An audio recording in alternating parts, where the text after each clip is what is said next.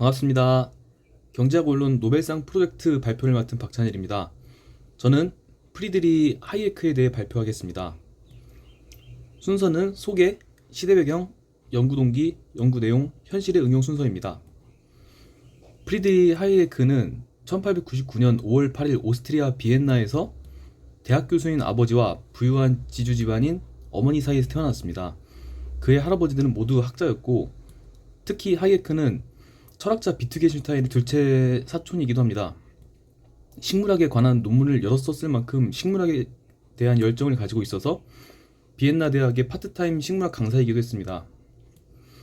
하이에크는 오스트리아 빈 대학교에서 1921년 법학 박사, 1923년 정치학 박사학위를 받고 1927년 오스트리아 경기연구소의 소장이 되었고, 1931년은 런던으로 이주한 뒤 런던 대학교 교수가 되었으며 1938년 영국 시민권을 취득하였습니다. 1944년 출판한 노예의 길과 1973년부터 1979년에 완성된 법, 입법, 그리고 자유는 그의 자유주의 사상이 집약되어 있는 결정체라고 볼 수 있습니다. 그리고 1974년 그의 사상은 빛을 발하여 노벨 경제학상을 수상하게 됩니다. 시대 배경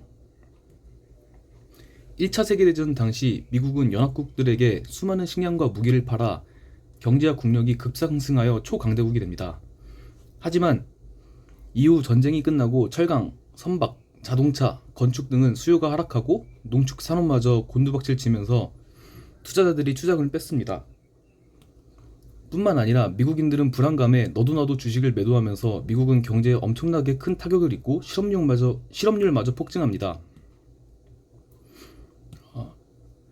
이에 1933년 루즈벨트 대통령은 정부의 적극적인 개입을 전제로 한 뉴딜 정책을 시행하여 대공황에서 탈출하고 30년 동안이나 경제 호황을 누립니다. 이와 더불어 정부의 적극적인 개입을 전제로 하는 케인즈의 유효수요 이론은 폭발적인 지지를 얻었고, 심지어 마르크스의 공산주의와 사회주의 이론 또한 인기를 끌게 되었습니다. 하지만 하이에크의 생각은 달랐습니다.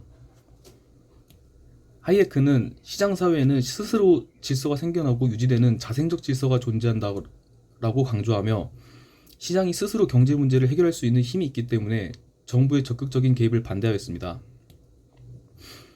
그렇지만 이 당시에는 정부의 주도적인 개입을 앞세운 뉴딜 정책이 큰 성과를 이루어서 하이에크는 큰 주목을 받지 못하였습니다. 긴 경제 호황은 1970년대에 들어서자 위기가 찾아오면서 경기 불황과 물가 상승이 동시에 오르는 스태그플레이션이 발생하게 됩니다. 사람들이 케인즈 이론에 의구심을 품기 시작하였고, 비로소 하이에크가 주목받기 시작하였습니다. 연구 동기 하이에크는 정부가 너무 많이 경제 개입을 하면 정부는 점점 거대해져 경제를 비효율적으로 만든다고 주장했습니다. 그 이유는 영향력이 커진 정부는 독재와 전체주의로 흐를 수밖에 없기 때문에 경제 위기가 다시 한번 올 것이라고 생각하기 때문입니다. 시장의 자생적 질서를 계획이나 정책이라는 수단을 통해 인위적으로 바꾸려들면 선한 의도와는 상관없이 사태는 더 악화된다고 주장한 것입니다. 이 부분은 연구 내용에서 다시 한번 이야기하겠습니다. 또한 1944년에 출간한 노예의 길에서 사회주의는 붕괴할 수밖에 없다고 예언하며 자유주의를 인류 사회에 정착시키려 했습니다. 연구 내용 하이에크는 시장에는 질서를 잡는 사령탑이 없어도 스스로 조직되는 복잡한 자생적 질서가 존재하는데, 정부가 시장에 과도하게 개입을 하면 정부의 중앙은행이 은행 신용을 팽창하고 그것을 장려함에 따라 가격 인플레이션이 발생하고 자본재에 대한 악성 투자가 잦아지며 소비재의 저생산을 초래한다고 보았습니다. 즉, 정부가 유발하는 인플레이션은 물가 및 생활비 상승으로 소비자들에게 피해를 줄 뿐만 아니라 생산을 왜곡시키고 투자를 비효율적으로 만든다는 것이 그의 주장입니다. 또한 진정한 자유시장 구조를 재건하는 필연적 과정인 경기 침체가 반드시 도래하는데, 이 경제 침체 과정을 멈추거나 방해하려는 정부의 사후 조치는 고통을 가중시킬 뿐이기 때문에 정부는 아무것도 해서는 안 된다고 주장했습니다. 그리고 스태그플레이션에 대한 해결책으로 완전 고용 정책의 폐기, 금융시장과 노동시장에 대한 규제 철폐, 공기업 민영화 등 정부 개입을 빼고 자생적 질서를 회복시키는 방법을 제시하였습니다. 현실의 응용. 결국 하이에크의 예언대로 소련과 동유럽 사회주의 국가가 몰락하였습니다. 이전까지 모든 노벨 경제학상이 중앙정부의 계획 경제를 옹호하는 자유시장 반대자 및 좌파에게 부여되었다는 점에서 그의 선구안과 노벨상 수상은 매우 놀라운 것입니다.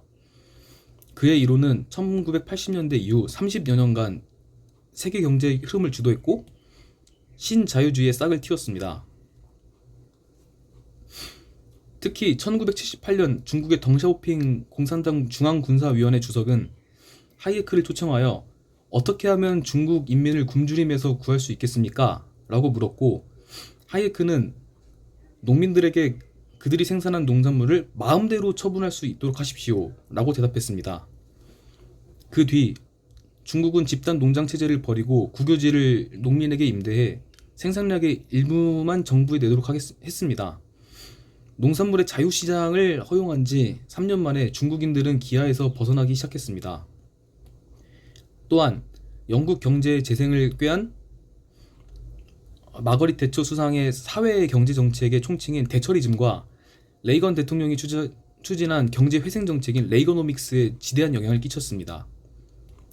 특히 노예의 길은 당시 옥스퍼드 대학생이었던 마거릿 대처 영국 수상이 감명 깊게 읽은 책이었습니다. 이상입니다. 감사합니다.